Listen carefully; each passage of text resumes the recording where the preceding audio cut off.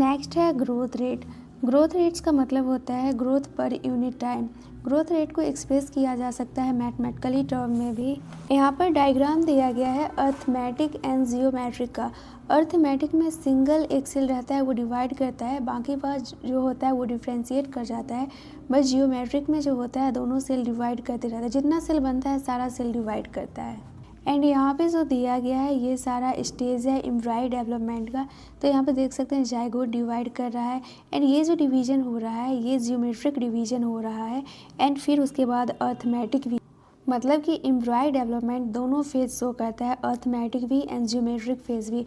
यहाँ पे जो डार्क ब्लू कलर दिया गया है इसका मतलब है कि सेल डिवाइड कर रहा है, एंड ये जो हल्का ब्लू कलर है इसका मतलब है कि डिवीजन का जो कैपेसिटी है वो लॉस कर गया। ग्रोथ रेट जो होता है ये अर्थमेटिक भी होता है एंड जियोमेट्रिकल भी होता है।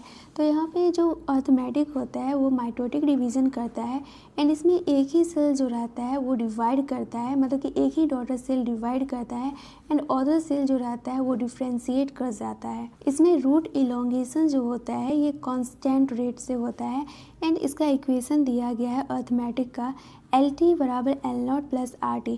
LT जो होता है ये फाइनल लेंथ होता है, एंड L0 जो होता है ये इनिशियल लेंथ होता है। R को हम बोलते हैं ग्रोथ रेट या elongation per unit time. And ये ग्राफ दिया गया है, ये प्लांट का हाइट है एंड ये टाइम है, देख सकते हैं लिनियरली है। ये इनिशियल ग्रोथ है एंड ये फाइनल ग्रोथ है। नेक्स्ट है जियोमेट्रिकल ग्रोथ। फर्स्ट फेज़ इसका लैग फेज़ होता है, एंड यहाँ पे एकदम स्लो ग्रोथ होता है। इसके बाद एक्सपोनेंशियल फेज़ आता है, यहाँ पे रैपिडली ग्रोथ इंक्रीज़ कर जाता है, बट इसके बाद जो न्यूट्रिएंट का जो सप्लाई रहता है वो लिमिटेड रहता है, इस वजह से ग्रोथ जो होता है वो स्लो हो जाता है एंड स्टेशनरी फेज़ का कंडीशन आ जाता है। सिग्मॉइड कर्व जो होता है ये कैरेक्टरिस्टिक होता है लिविंग ऑर्गेनिज्म का जो ग्रो करता है नेचुरल इन्वायरमेंट में। एंड ये जो सिग्मॉइड कर्व जो रहता है इस टाइप का जो ग्रोथ होता है ये सभी में सेल टिश्यू ऑर्गन सभी में देखा जाता है। एक्सपोनेंशियल ग्रोथ को एक्सप्रेस किया जा सकता है इस टर्म में W1 W0 ERT। E का मतलब होता है वेस of natural logarithm, and R का मतलब होता है ग्रोथ रेट, एंड R को और भी चीज़ बोल सकते हैं relative growth rate and efficiency index. Efficiency index के लिए यहाँ पे एक लाइन लिखा हुआ है, ये जो रहता है मेजर करता है प्लांट के एबिलिटी को कि ये कितना न्यू मटेरियल प्रोड्यूस कर सकता है। एंड W1 जो होता है फाइनल होता है एंड W0 इनिशियल होता है। एंड यहाँ पे ये हम ग्राफ देख सकते हैं टाइम और साइज के बीच में दिया गया है, ये लैग फेज़ है।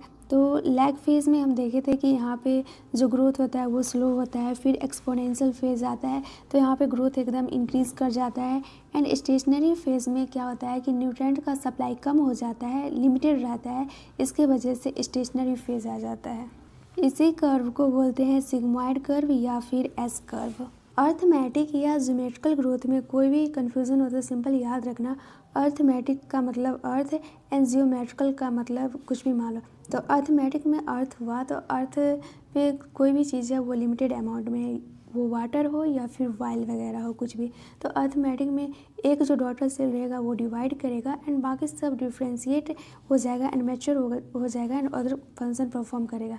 एंड जियोमेट्रिक में जो हो जाएगा इसमें उसका अपोजिट याद रखेंगे। एंड सेकेंड चीज रिमेंबर इसमें करना रहता है ग्राफ। तो ग्राफ के लिए सिंपली याद रखो, अर्थमेटिक के लिए रखो अर्थ पे जनरली प्लांट रहता है, तो प्लांट के लिए याद रखो प्लांट में रूट रहता है, तो रूट एकदम स्ट्रेट जाता है, तो अर्थमेटिक में जो आएगा रूट एग्जाम्पल होगा एंड इसका जो ग्राफ बनेगा वो स्ट्रेट बनेगा। एंड उसके बाद ज्योमेट्रिक में तो पता ही है S कर्व टेढ़ा मेढ़ा कुछ इस टाइप का याद कर लेना, मतलब कि जब एक स्ट्रेट हो गया तो दूसरा सिग्मॉइड कर्व ही होगा तो वो ज्योमेट्रिकल ग्रोथ में आ जाएगा। नेक्स्ट है क्वांटिटेटिव कंपैरिजन। इसके मेजरमेंट के लिए दो फैक्टर का यूज़ किया जाता है, पहला है absolute growth rate and second है रिलेटिव ग्रोथ रेट। एंड यहाँ पे दिया गया है कि एक का जो रिलेटिव ग्रोथ रेट है वो बहुत ज़्यादा है कंपेयर टू सेकेंड। ये फिगर A है एंड ये फिगर B है। तो एब्सोल्यूट ग्रोथ रेट में तो simple area final minus initial कर देते हैं, इसका एरिया फाइनल 10 दिया गया है एंड इनिशियल 5 दिया गया है, तो ये 5 सेंटीमीटर स्क्वायर आया।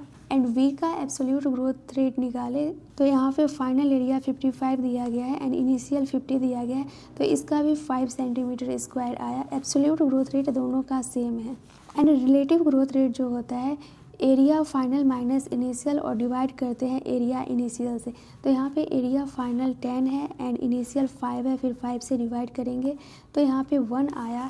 एंड वी के लिए देखें तो एरिया ए एंड इनिशियल से डिवाइड करेंगे तब रिलेटिव ग्रोथ रेट निकलेगा, तो 55 फाइनल है एंड इनिशियल 50 है एंड फिर 50 से डिवाइड करेंगे तो ये हमारा 1/10 आ गया।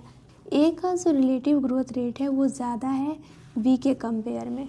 नेक्स्ट है कंडीशन फॉर ग्रोथ। ग्रोथ के लिए नेसेसरी कंडीशन होता है वाटर, ऑक्सीजन, न्यूट्रिएंट्स।